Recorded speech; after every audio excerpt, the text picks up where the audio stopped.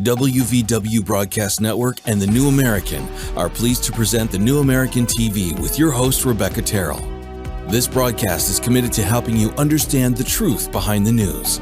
Welcome to The New American TV, where we bring you the truth behind the news. Today is Tuesday, March 14th, and I'm your host, Paul Dragu.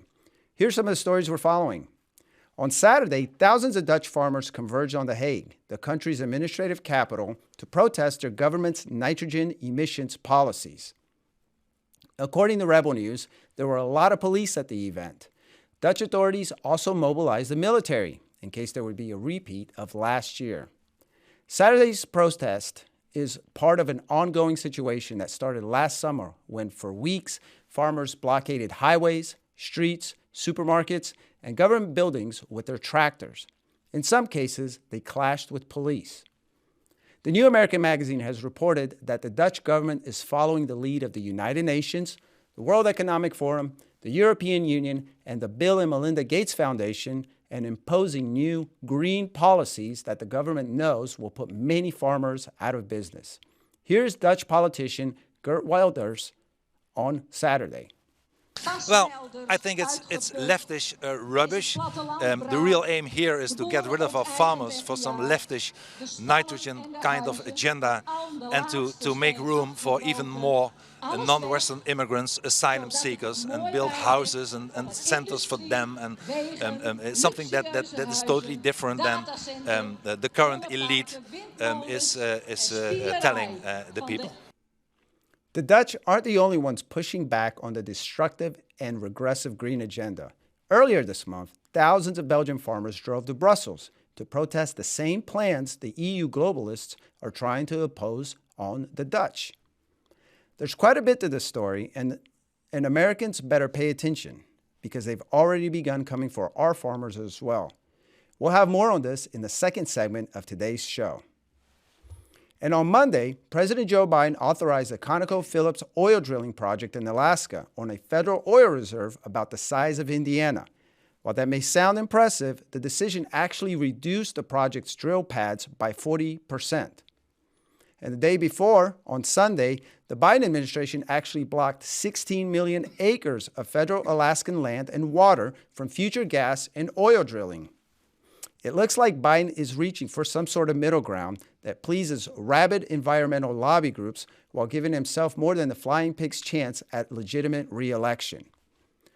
Biden has made numerous moves since entering the White House to reduce oil and gas production, which has not gone unnoticed by Republican legislators. No, we're not. We're producing less oil and gas in this country than we were previously. The president, when he came to office, his first day in office, he imposed a moratorium on oil and gas leases on federal land. Since then, he has leased the fewest acres of federal land for oil and natural gas since the Truman administration. Why are we shutting down American oil and natural gas production, taking away American jobs, and making ourselves more dependent on foreign sources of energy? I don't understand this policy. ConocoPhillips issued a press release about the approved $8 billion Willow project, saying that it's estimated to produce 180,000 barrels of oil per day at its peak, between $8 billion to $17 billion in new revenue for the federal government, Alaska, and the North Slope borough communities, and over 2,500 construction jobs and approximately 300 long-term jobs. But not so fast. So-called environmental groups like Earth Justice and Center for Biological Diversity are ticked off. Apparently, we are too late in the climate crisis to approve projects like this.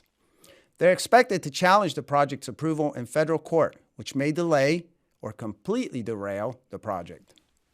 And speaking of ridiculous, Biden's Energy Secretary Jennifer Granholm recently praised Communist China for its supposed enlightened green energy policies, saying that America can learn a thing or two from China. But I think China has been very sensitive and has actually invested a lot in their solutions to achieve their goals. So we're hopeful that, we can all learn from what China is doing, but the amount of money that they're investing in clean energy is actually, encouraging.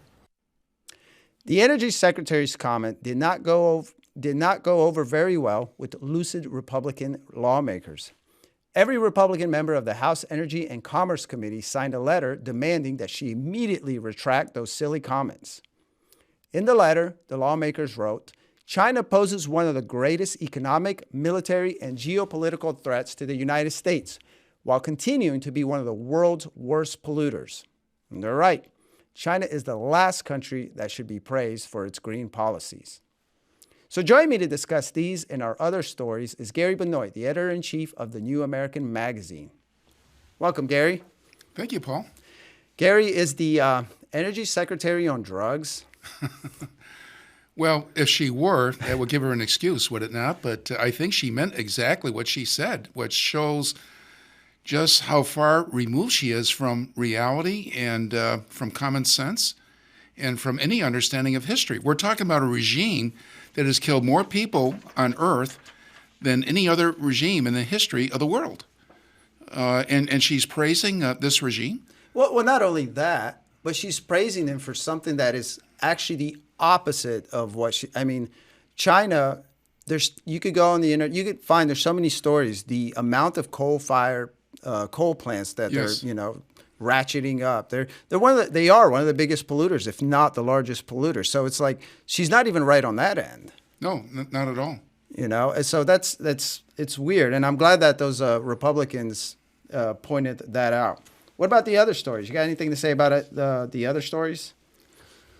Well, one that really caught my interest is one we'll be talking about later in the other segment with Bill Hahn, the CEO of the John Birch Society, but the attack on food. Yeah. And it just shows that even though the environmental lobby packages their movement in terms of trying to save the planet, what it's really all about is shutting down our way of life, even to the point of attacking our food supply. Because what is happening in the Netherlands is coming to the United States as well. Yeah, and like you said, we'll be really diving into that. But that's obviously why we ran with that story, and that is our lead story, because what we are seeing there is coming here. And one thing that I'll look at with Bill is how, in some ways, it already is here. What do you think of Biden's balancing act? Well, I think it's absolutely ludicrous, but I think the whole thing is engineered in a way to make it look like Biden is pro-energy. Wow. Obviously, just the opposite is the case. So, okay, we're going to get a little more oil, maybe a little more natural gas than we would otherwise in one particular area, while everything else is being shut down. And so if you look at the net result, the amount of energy production is actually going down, not up. And during the Trump administration, Paul, we actually reached a point where the United States was energy independent for the first time in many decades. And that has been reversed by the Biden administration. You think these people would be absolutely embarrassed that they'd be hiding in caves to present this kind of nonsense to make it look like Biden is pro-energy? But it seems like they have no shame. Well, what's crazy to me is that these lobbying groups, if it were up to them, we looked over some of the articles, and these folks want it all done. Like nothing will make them happy until all gas, all oil drilling is completely ceased, and propelling us back to the Stone Ages. Sure.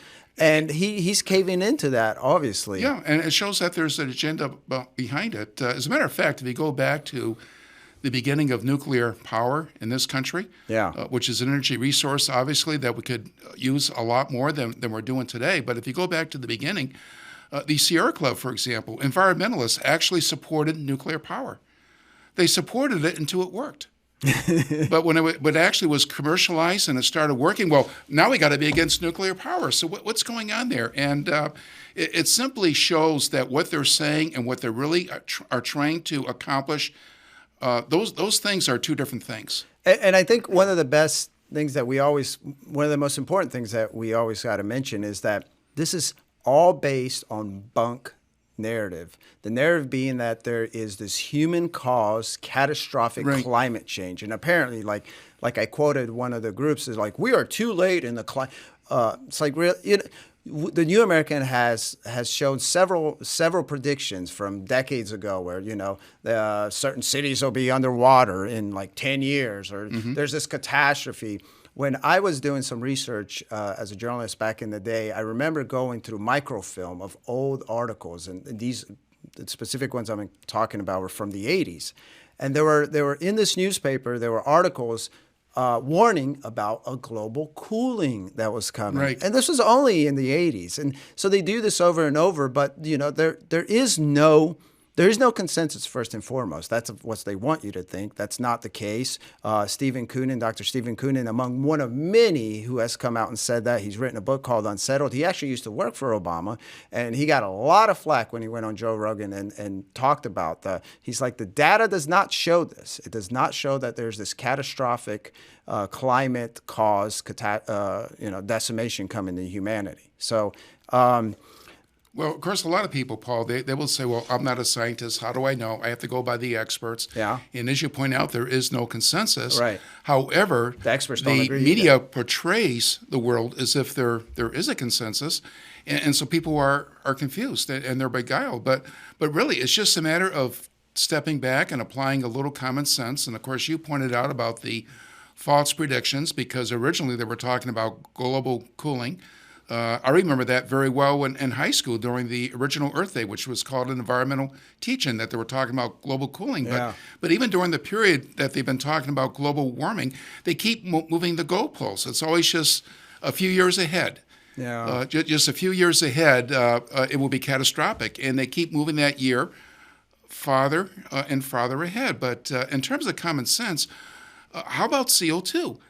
I mean, does not every school child know, or at least every school child should know, that CO2 is the gas of life, that plants need CO2. Without CO2, all plant life would die. Yeah. Well, now we're just going to bury it on the ground. Yeah, and now it's supposed to be this poison. Yeah, we'll get more on that in the second segment. Thanks, Gary. So let's look at our next story. The House Oversight Committee is looking into shady Biden family business dealings involving Hunter Biden and his dad, Joe Biden. On Sunday, Maria Bartiromo of Fox News asked Oversight Committee Chairman James Comer what he's learned about these dealings over the last couple of weeks. In his response, Comer dropped a bombshell. Well, we've had a very good 2 weeks, Maria. We are finally having people cooperate with us. I think we all know the Biden administration stonewalling. Janet Yellen is stonewalling, not turning over the bank violations. But fortunately, since we've last spoken, we actually have bank records in hand. We have individuals who are working with our committee. In the last 2 weeks, we've met with either these individuals personally or with their attorneys. And that would be 4 individuals who had ties in with the Biden family on their various schemes around the world. So now we have in hand documents that show just exactly how the Biden family was getting money from the Chinese Communist Party. Getting money from the Chinese Communist Party. Wow. And he has the documents to show for this. It seems the Oversight Committee may have the goods on what some refer to as the Biden family crime syndicate. Can't wait to see more about that. This also raises the question as to whether CCP money has compromised Joe Biden on foreign policy. And now for some good news. In a victory for the Second Amendment, credit card companies, including Visa and MasterCard, have scuttled their plans to add a new merchant category code for gun and ammo stores. The intent was to track down gun sales, but the public and lawmakers pushed back. And now credit card companies say they are backing down. Well, Gary, do you think we'll actually find out the truth about the Biden family and their dealings with the CCP? It certainly looks that way, does it not? I think we're going to find out a lot more than we know today. No question about that. Are we going to find out everything? Well, I don't think so, but it's exciting, isn't it, to see that the truth is starting to come out? Well, because the truth is what's going to make the difference. Imagine the consequences if we find out that the President of the United States is in bed with the CCP. I don't know if exciting is the word, because there could be massive ramifications that could reverberate all the way down, I would think. I mean, what do you do then? What do we do then? I would guess we're in uncharted territory, right? You know, it would be speculation. Well, part of it, obviously, is we clean house. But we need to remember, too, that the presidency is not the most important position in the federal government. It really is Congress. And of course, it is Congress right now that is doing its duty in terms of investigating and getting at the truth. But Congress makes the law. The president does not. Under the Constitution, it's the Congress that decides to declare war, not the president. Yeah. The reason most people think that the president is the decider when it comes to going to war is because the president has been allowed to do that by Congress. So isn't it wonderful that the Congress is actually looking into these things? And let's see how far the Congress will go. Well, like you said, it'd be great to get the whole story. And I guess I sound a little pessimistic because it would just be too good to be true. But we'll see, and we'd love to see. Hopefully, those documents Sure. are released, and it certainly sounds like a good thing there. Well, and part of it is getting the story, and part of it too is spreading the word. And of course, that's why we need the New American. That's why we need the John Birch Society, the parent organization of the New American, because it's really disgraceful how bad the major media is in terms of suppressing the truth. So, it's one thing for Congress to unearth the information, but what you just showed, Paul, is not something I don't think that is being given top page billing by the major media. And so it's up to people like ourselves to get the word out, and then it's up to people across the country, everyday citizens, to put the fire under the feet of their congressmen to keep this investigation going and to clean house, and that very much means getting rid of the deep state. And of course, it's not just China, but look at Ukraine, for instance, the regime in Ukraine, which is a bad regime, just like the regime in Russia is a bad regime. And the association between that Ukrainian regime and Biden, who is vice president, kept going to Ukraine again and again and again. So China is just one part of the puzzle. Yeah, it's a good point. And if we really find out, I think it'll get quite ugly. And you mentioned media, of course.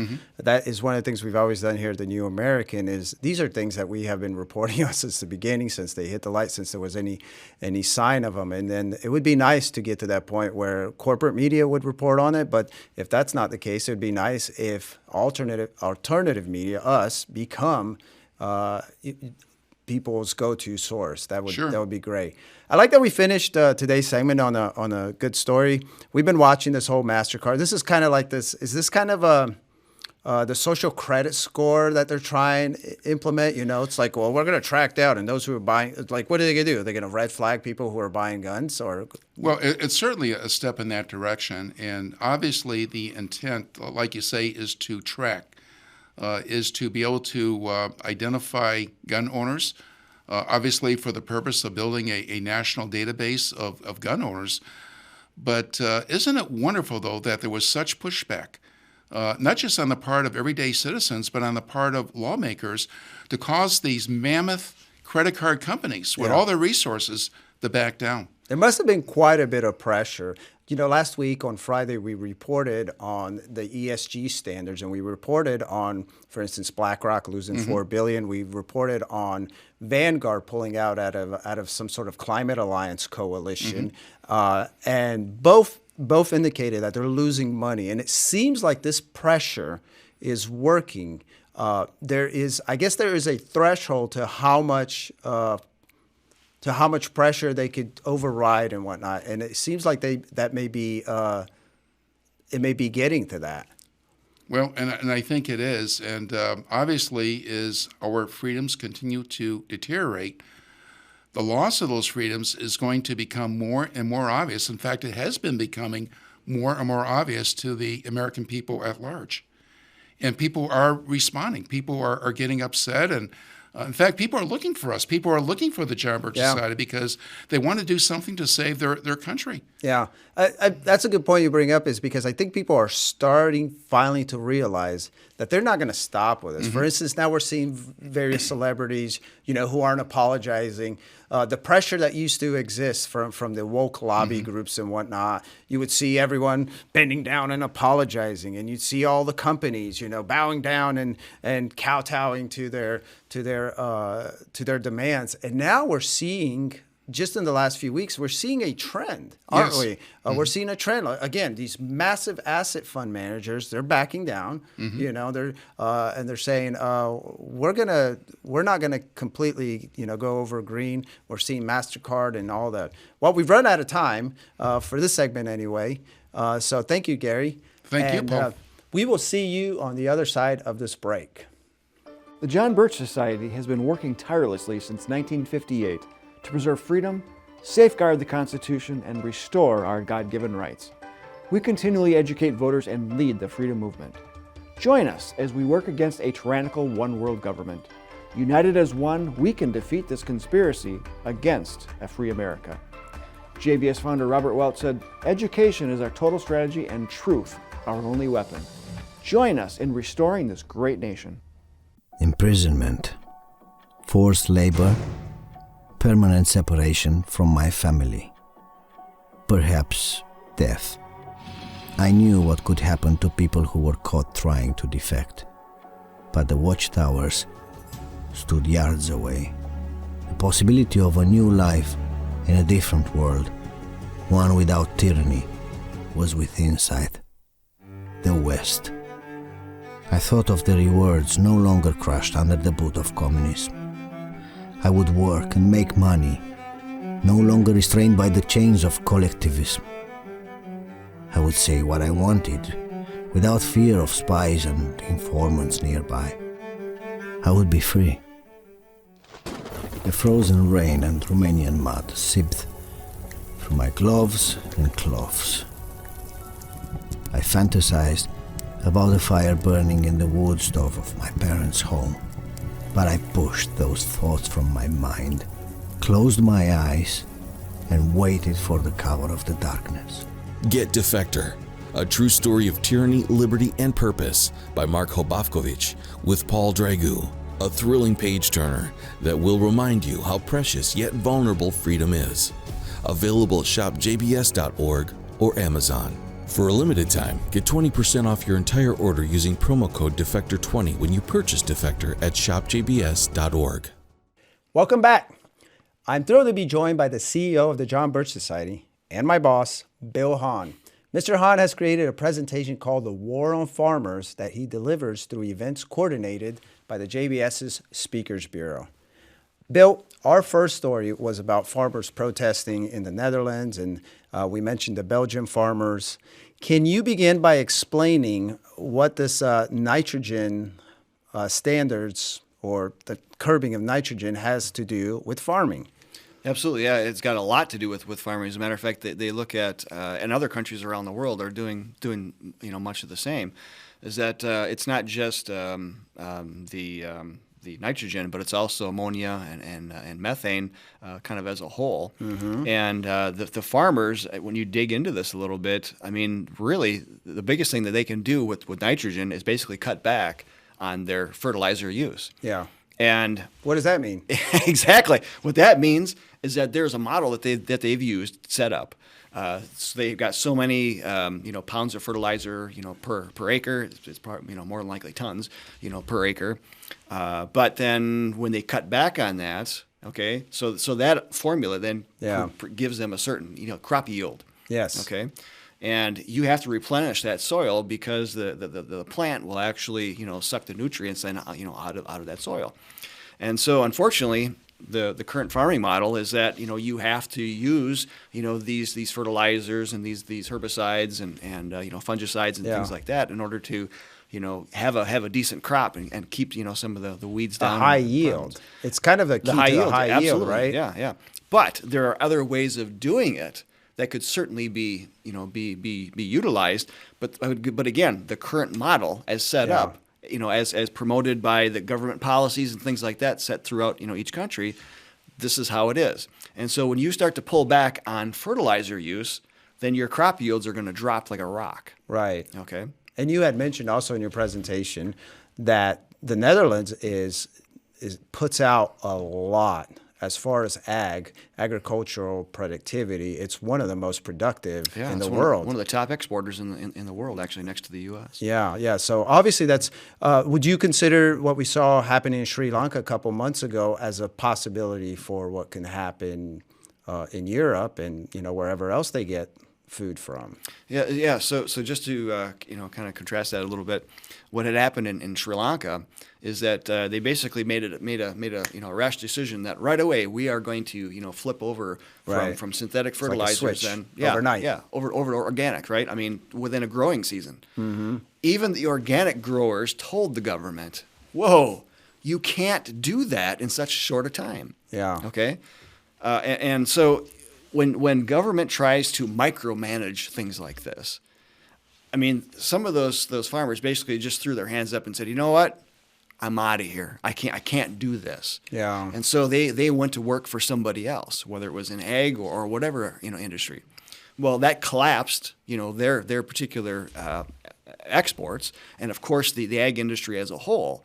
And so I think in 2022 they were looking at 9 out of 10 Sri Lankan families were actually skipping meals. Wow. Okay, so that's what it's going to come to, if the people don't push back and utilize, the legislative services and representatives that they have, in front of them. So I could definitely see that happening to a certain degree in the Netherlands. Yeah. Are there any attacks on farmers? Because maybe people are watching this and they'll be like, well, why is your lead story a story about, protests in Europe? But what are some of the attacks we're already seeing on farmers here in the United States? We're in the Midwest, and I don't know if people are aware, most people are. This is probably the most fertile area in the United States, in between corn and everything. So you're looking at Sri Lanka, you're looking at the Netherlands, and then suddenly last summer, it was Justin Trudeau, and Prime Minister of Canada, that jumped up and said, we're gonna follow this too. And of course, President Biden is leading a charge to drop, I think it's 30% methane emissions by the year 2030. Well, all of this denotes some sort of organization behind the scenes. Okay, these things don't just pop up happenstance, or on their own. So when you go back, you have to look for the organization that's behind all of this. Why is this happening? You look at the United Nations. Since 1992, they have been pushing a radical environmental agenda called Agenda 21. Mm-hmm. And now as of 2015, they have added Agenda 2030 in order to, bring climate control or bring the climate change under control. Yeah. Okay, in their words.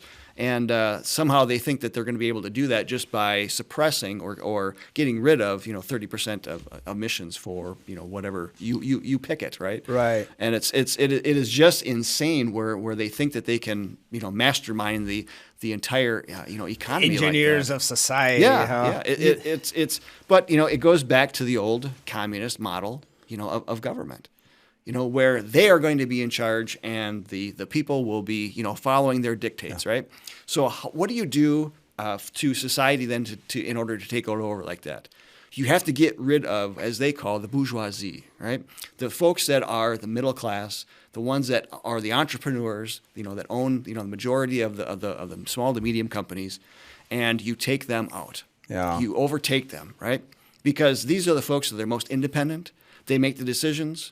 They're very self-reliant, but yet they're not as reliant upon government as the government would like. Well, for decades, I mean, they've already begun taking over even farming in the case of subsidies. Yeah. Farmers, I covered big ag land in Montana for a long time, and it's a known fact. Farmers are heavily dependent on government subsidies. So you just nailed it right there, Paul. Is that the war on farmers has already begun? Here in the U.S. of A. For decades. I mean, we're talking, environmental, controls that have been placed over them, attacks on their property, their property rights, being paid to a certain degree to either dump their crops or to not grow certain crops. Yeah. I mean, it is insane, the type of mentality that goes along with this. Yeah. So in looking at will this happen here? It's already started. Right. I mean, you look at the allocation of water and things like that California, is pushing through. Yeah. 50% of the water they let go for the fish, and the other 50% then is for the people, right? And 40% of that then is just for farming. Well, how is anybody supposed to then grow to meet the future needs of the population. Well, let's quickly talk about the immediate, that being the carbon capture pipelines right down south that we're seeing here in Iowa, and that our John Birch Society members are involved in pushing back on. Absolutely, yeah. So there's like 5 Midwest states that have plans to, build these carbon capture pipelines, and these carbon capture pipelines actually go to the source of what they consider, the emissions for the ethanol industry. And so when they go to these ethanol plants, then they're going to capture this carbon and pipe it miles under, or miles across, compress and then it, a mile down, liquefy it into a liquid. Yeah. Right. And as we heard, Gary in the last segment, discuss, this is the gas of life. Now you're actually putting it in such dense proportions. It's creating a poison. Yeah. And they've seen spills like in, I think it was Mississippi or Louisiana. It's somewhere Mississippi. around there, that it actually sickened pipeople. Yeah, it exploded. Pipeline exploded. Yeah. And they're like you said, they're planning on running these things through like 5 states now, and a lot of, and including a lot of the farmers that have, and you interviewed a couple of these folks before too, where you have they have their farms going way back when, and the soils that they have decided to not, I guess they went more organic. And so they really haven't touched the soil in many years, okay? And that, once you disturb that, you can't put it back. It takes decades in order to basically, well, I don't say decades, but it takes a long time, to grow that. I interviewed a farmer, and he was like, what they're talking about doing, ripping off the topsoil, he's like, it's so destructive to the land. But there's another element, that being the private property element to this, and we've also covered that, because they are threatening, the companies running these pipelines, as you know, they're threatening to use eminent domain for those obstinate landowners who are under the apparently the false impression that it's their property. Yeah. So they're threatening these folks, and a lot of people don't know this is happening, but this is serious stuff. And what are Birchers doing? For instance, down in Iowa, we have some pretty good some pushback, and yeah, absolutely. As we've covered, even in the the War on Farmers and Food issue, that the local governments down there didn't necessarily know what to do. They just assumed that, well, the Iowa Utilities Board has kind of given their okay on this, and the private pipelines then are just going to come through and do their business, right? Yeah. Which means eminent domain, for people that don't want to give up their land, and that's not the case.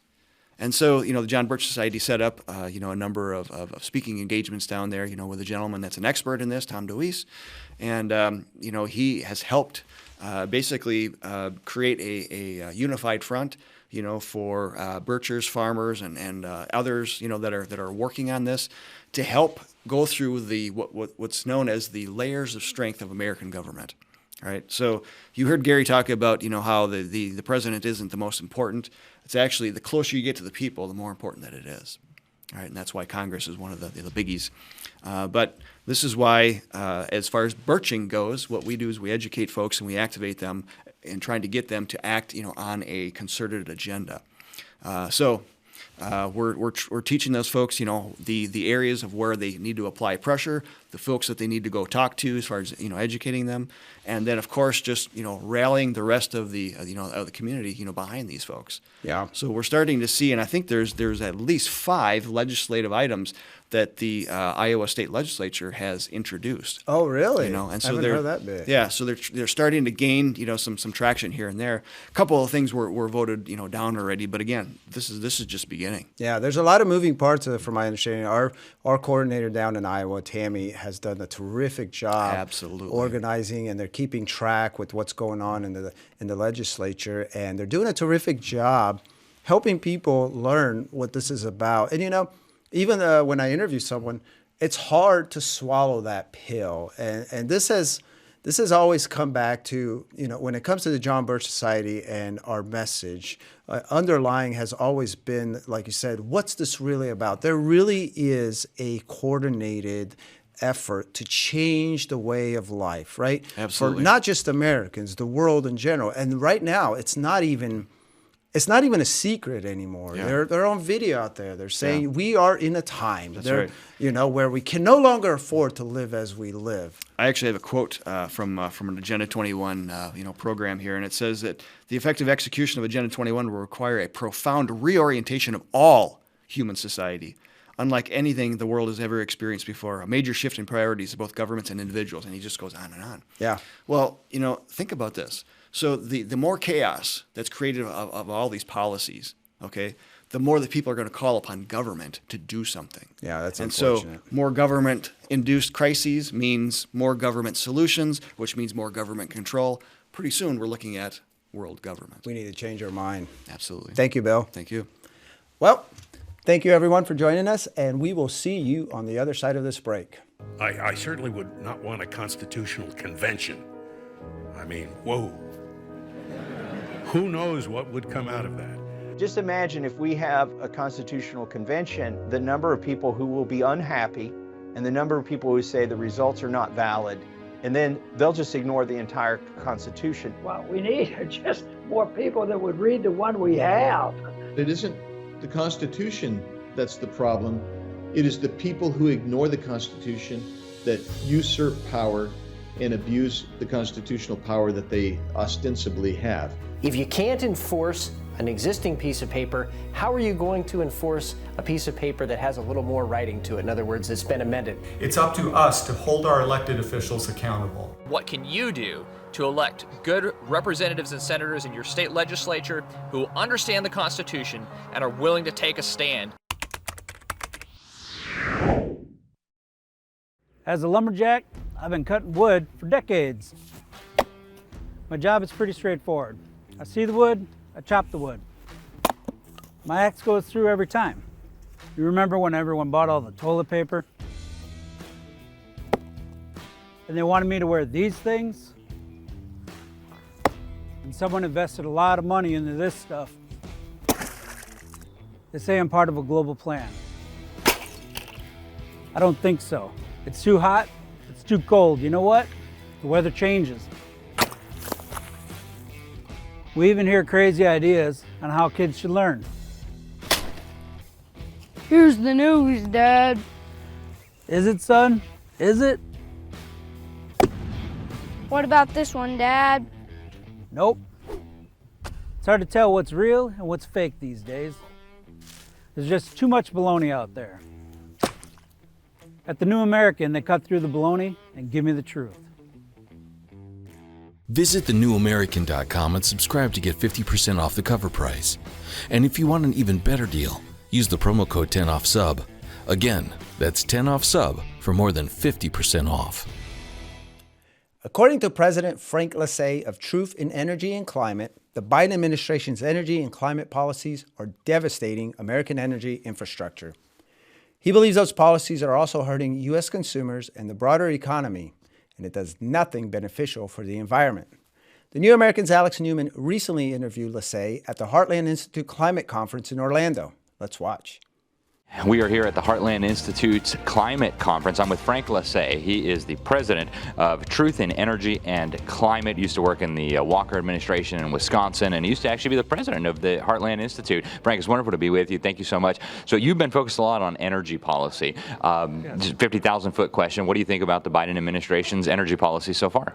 The Biden administration policy is really terrible. I tend to term it and try to make things more easily understood for regular people, and I've changed my diet radically. I actually been vegan for a while. I wouldn't recommend it, but it works for some. And they're kind of trying to do this, replace energy-dense fossil fuels that provide 80% of our energy in the world, in the United States and the world, with something that's very diffuse. And if you're going to become a vegan, you have to have lots of vegetables, lots and lots. And no sane person, unless they want to be on a starvation diet, would go about shutting down your meat and potatoes diet and making it really expensive, which the Biden administration is doing, before you line up new food sources. sources. That's one big part of it. The other issue is wind and solar. They're finally admitting that they're part-time energy sources, and our electric grids store no power on their own. So you have to have supply meet demand all the time. And when wind stops and the sun goes down, there's no electricity. Do we just turn off the electricity? We can't do that. And that makes it more expensive because, like a family has gas cars and they're busy, and they decide to buy a solar car that works just like solar panels. They can't drive it the first hour or the last hour of the day because the sun's not high enough, not bright enough. When it rains or it snows or it gets dark or cloud cover, the car stops. So they find out they can't use it all the time or even most of the time. So now they're paying for 3 cars. This is exactly what his policy is doing to our electric grid. And then add in a wind car, the same thing. And wind only blows about 30% of the time. So you can't even take it to your kid's soccer game or to an afternoon anything or to a movie because you might not get home. So now you're paying for 4 cars. That's exactly what Biden's policy is doing. And what's worse is they're trying to make coal-fired power plants that provided 22% of our electricity in 2021, they want to put them out of business without any replacement. It's kind of crazy world and unreality. That's one big part of it. The other big part is forcing electric vehicles on everyone, trying to encourage them everywhere. And you know, if people want them, buy them. That's great. But there's not enough lithium in the world, and there's no way to create it. And most of it gets processed in China because it's very environmentally dirty. It's hard, and they have very few environmental laws. So China controls it. They're kind of rising, and they're a rival to the United States. And there's not enough lithium in the world to make all the batteries for all the cars, they say. And then what I'm concerned with is after 7 to 10 years, those batteries wear out. Now, what happens to the $4,000 car like our 18-year-old is driving and is going to take to college? Or the poor people that, you know, and not even poor, middle-class people, with the $4,000, $5,000, $6,000 used car. What's going to happen to that when you have to replace your battery that's worn out with a $10,000 or $15,000 battery? All this stuff isn't well thought out, and it shouldn't be forced by the government. So, Frank, why do you suppose they are doing this? Is this just stupidity, misguided, ideology? What is it that's driving this if it doesn't make sense from an economic or an environmental perspective? I think all of the above. I think there are some very greedy people who are making a real lot of money through the government's largesse, and the tax dollars are being rewarded. They're getting rich off this process. That's one part of it. Politicians are getting money for it. They're using this as an issue, a wedge issue, and there are a lot of kind of useless dupes out there who don't get the facts. There's a lot of media, consistent, regular propaganda. Folks, there's no climate emergency. CO2 is a trace gas. We're exhaling it right now. When Grandma said, talk to your planes, if you get up close, we're exhaling on it so that it grows really well. The world, according to NASA, in pictures from space, is 30% greener in the last 40 years. And they attribute, NASA, not Frank Lasay or some other denier or whatever, they attribute it to the CO2 in the atmosphere. Worldwide crop harvests are up everywhere, even in places where they don't have access to better seeds and man-made fertilizers that also come from fossil fuels that they're trying to get rid of too. So there's a lot of benefits, but we're getting a steady stream of propaganda that most of it is not true at all. The world is getting a better place in all terms. More people eating better, living longer, and they're working to tear that down. And then you have people who, I think, moved away from traditional religion, and now the green ideology, their new religion, they take it on faith, and they take it on faith that wind and solar are good, and fossil fuels are bad, and they don't know any of the facts, and they're actually hard to get, too. You know, I know keywords, and I find them, and Google is in on the scam. They hide information. I even know the keywords and go try to find it. I can't find articles that I just read. So I start saving them all. So I understand why regular people go out there, I want to do my own research, and you're not a scientist, and you start to go, oh, this is hard, and you can't find it. And things like the misrepresentation, just one example. The continent, and it's covered by miles of ice, it's very cold, Antarctica.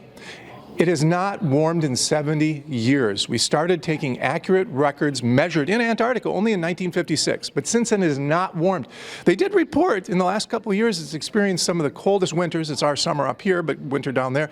Coldest winters they've ever had ever. But if you do a search, you'll think the whole continent is melting. And that's because there's one peninsula that sticks out, and Antarctica is bigger than the United States. It's a big area. There's one peninsula that sticks out that has about 138 that we know of, shelf, active volcanoes warming the ocean water underneath this ice shelf, the Thwaites ice shelf, the Doomsday ice shelf. So it's warming from underneath, a natural process, can't be caused by climate change, and this volcano's warming it. It makes you think that the whole Antarctica is melting, and we're all going to be doomed because this big piece of ice is going to break off and then raise all the sea levels. And the sea levels have been raising about the same, about an inch a decade or less, for the last 120 years that we have good tidal records. We have good records there. So they kind of gave up on that whole kind of scam that you can measure the whole ocean with upwelling, downwelling waves and everything from satellites in the sky. It's just not really possible to within just a fraction of an inch. So they gave up on that because we have solid tidal records all over the world that are long-term. There's nothing to be afraid of there, but they want to scare people, so they'll buy this wind and solar scam. And it is a scam, folks.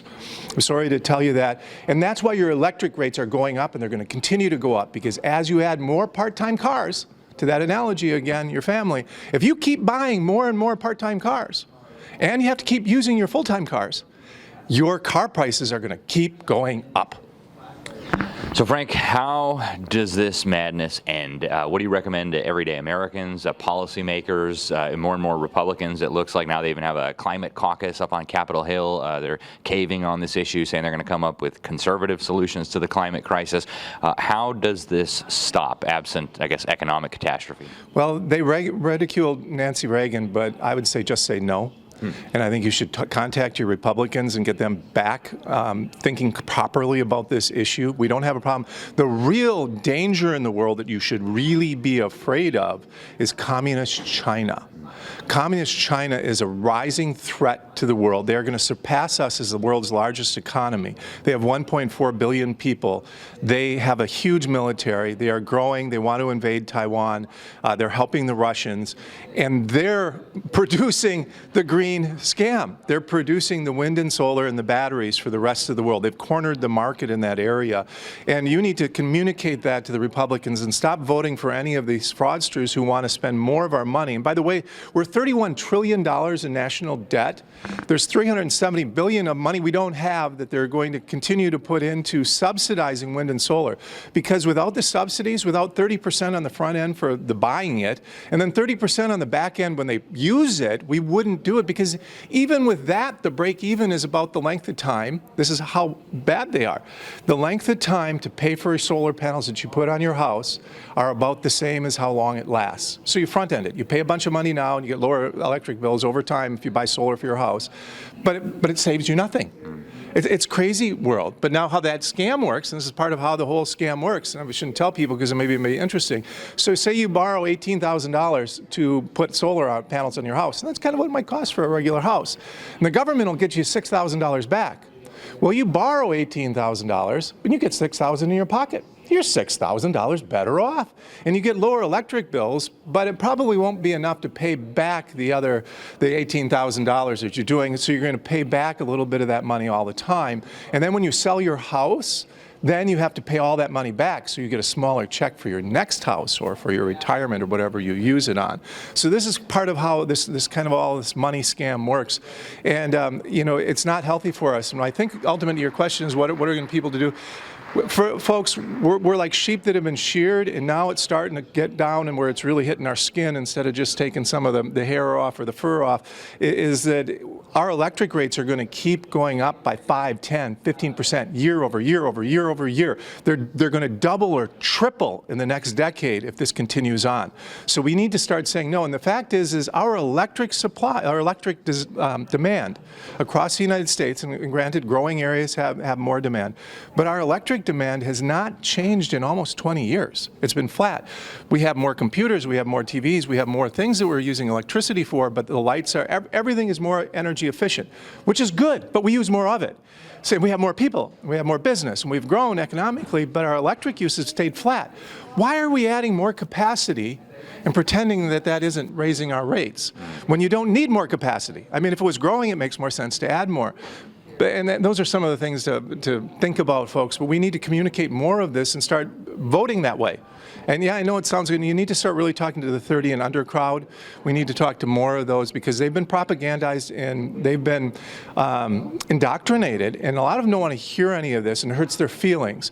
And they don't have to pay electric bills. They don't have to do this. And you know what? The other part of it is energy costs are baked into everything we do. Everything, you don't think about it, but our groceries are going to go up. It's not just your electric at home. The businesses you shop at and use and for service and everything, they have to pay more. You're getting deliveries and everything else, they have to pay more. Guess what? That gets baked into everything we buy. So more inflation is on the way. We're going to see more inflation, and it's because of this anti-energy policy, and there's no good purpose for it. We have hundreds, if not thousands of years of coal, oil, and natural gas in the ground to harvest with present technology. And we're getting better technology all the time. So it's not going to run short for a while. And last thing I'll leave you with is I ask people, would you want to solve today's problems with 1980s technology? And that's what people go, what? No, no.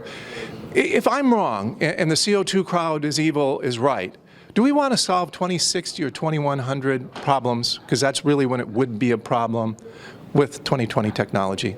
I'd suggest we don't. Just like we don't want to use 1980s technology to fix things today.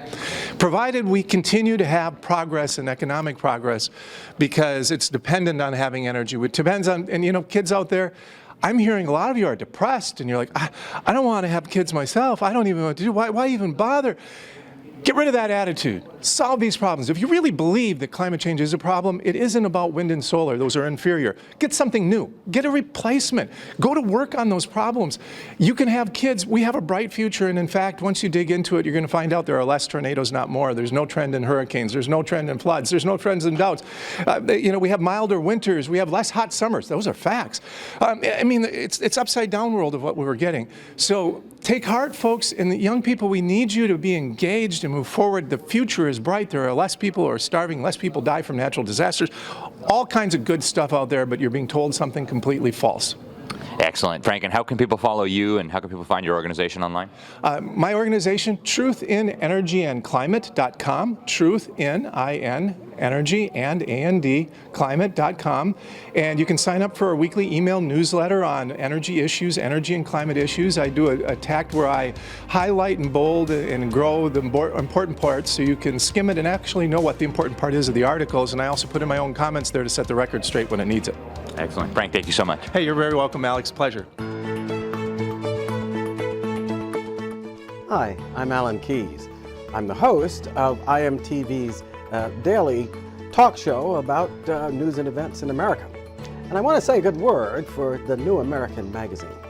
Not only because Alex Newman has joined us as somebody who is periodically hosting a show, but because New American magazine represents a alternative media that is willing to tell people the truth. With so much fake news spreading about, and the fact that right now this country's in an existential crisis, we remember who we are and where we come from and what our principles are, or we die. Reading New American magazine can keep you up to the minute on the issues that are challenging us as a people and on which that survival hangs. You can check it out and subscribe at www.thenewamerican.com.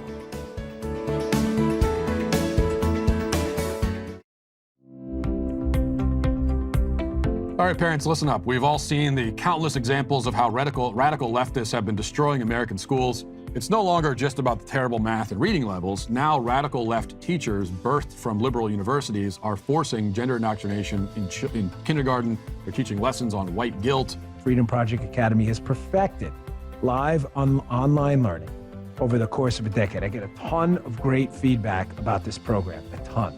They're built on Judeo-Christian values, a classical curriculum. What does that mean? It means they're taught, your children are taught the way that the founding generations of the country. My own son Noah did Freedom Project Academy for several years when he was younger. The more we tell our friends about these things, the more people will get on board, and I believe that we can be the catalyst to some real change. We must save the West.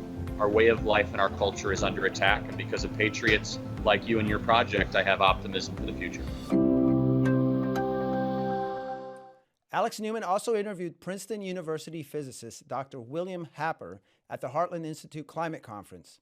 Dr. Happer said that carbon dioxide is good for the planet, and it should be encouraged rather than demonized and taxed. He also believes that there is no crisis, adding, it's simply a waste of money and it's a power grab. Let's watch.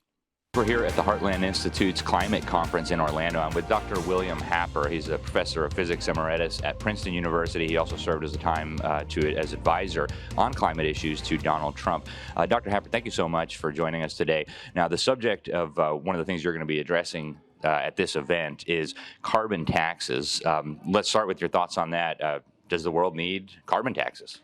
No, of course the world doesn't need a carbon tax. They're talking about a CO2 tax, and CO2 is actually good for the world, so people ought to be encouraged to make more of it. So why do you think they're pushing this idea of a CO2 tax then, if CO2 is good for the world? Well, it's a combination of people who've been misinformed badly, people who need to feel virtuous. They don't believe in anything anymore, so now they've got something to believe in to save the planet. And then it's the opportunists who are making a good living out of frightening everybody and sucking money out of the common man, you know, to push idiotic energy solutions on them that make everyone poorer and provide less reliable energy, less affordable energy. So there's nothing good about it. It's the same evil fanaticism that's plagued mankind since we began. And suppose the advocates of climate change hysteria and carbon dioxide taxes, suppose they get their way, how would the world look different in 5 or 10 years than it does today? Well, I mean, it will be like other totalitarian systems run amok. You know, I hope it won't be as bad as Cambodia, but it could be. But it could easily be like the Soviet Union. You know, you could have 40 years of misery before the whole system finally collapses. So we'll see. Let's hope that there are enough people of common sense in the world. This is an special task for the developed countries because that's where the problem is the worst. And let's hope that they've got the good sense to throw out the rascals before they do too much damage. Yeah, you know, I think among older generations, especially in the United States, the climate narrative hasn't taken off as much, but they're really getting the children involved. You know, they're teaching them at school, it's in their entertainment. How would you explain to a child who probably doesn't understand the science, but they've been told by their teacher that the climate crisis is going to hurt us all if we don't do these things through the UN and through the federal government? How would you explain to a child that what they've been taught is incorrect? It's very hard to explain that. I took a trip with my wife and sister a few years ago across the former Soviet Union on the Trans-Siberian Railroad, and we talked to people who had grown up as children under communism. And, you know, they had never known anything else, and they were like so many children, the thing that's charming about children, they're so trusting and believing of adults, and so they bought it all. And now their eyes were finally opened and they realized that they had wasted their lives, you know, paid enormous prices. Their moms and dads had been shot by the communists, and yet they were still faithful little communists, you know. So it's human nature, you know, for children to respond to fairy tales. And so they've been told these fairy tales, and so we've ruined yet another generation of children. And now speaking to the broader American public, everyday Americans who probably most of them don't have a science background, Republican policymakers, you know, they might have a degree in political science. What would be your advice to them on climate issues, the climate debate? We hear more and more Republicans now talking about conservative solutions to the climate crisis. What would your advice be to just regular everyday Americans and Republican policymakers? Well, I think the first message is be sure you understand there isn't any crisis. There is no thing that needs to be solved. People who are proposing this various solutions, they're not solutions at all. It's simply a waste of money. It's a power grab. You know, it's grandstanding. It's virtue signaling, and it's all negative. None of it helps the average person. So be very wary of these people and vote them out of office if you possibly can. Yeah, and final thoughts out there, whether on the science or the policy side or even just the ideological side with some of these, you mentioned totalitarian ideas. Final thoughts for the folks out there. Well, I think the final thought is use your common sense, that you were born with. You don't let it be beaten out of you by propaganda that you get in school and over the media. Many people have an innate understanding of what's true and what's nonsense, and listen to your instincts and do a little reading yourself. It's not hard to teach yourself. Very good. And Dr. Hepper, the best place to follow you and your work, do you have a website or a social media presence at all? Well, you can look at the CO2coalition.org or something like that. You can find it on Google. Yeah. Excellent. Well, Dr. Happer, thank you so much for spending some time with us and for all the work you do. Thank you. Well, thank you for joining us today, and we will see you tomorrow.